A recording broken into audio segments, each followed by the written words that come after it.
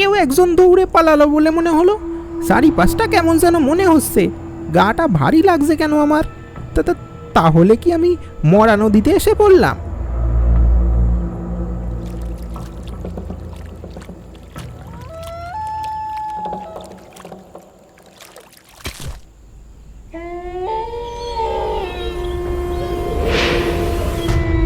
চলে যা এখান থেকে, চলে যা তুই।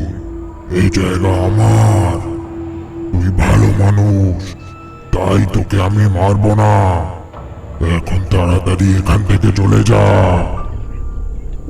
ওরে বাবা রে, এ কি হচ্ছে? এইসব কি দেখছি আমি? দরকার নেই বাবা এখানে মাছ ধরে। হারু ঠিকই বলছিল, এই মরা নদীতে ভূত আছে। কি মরতে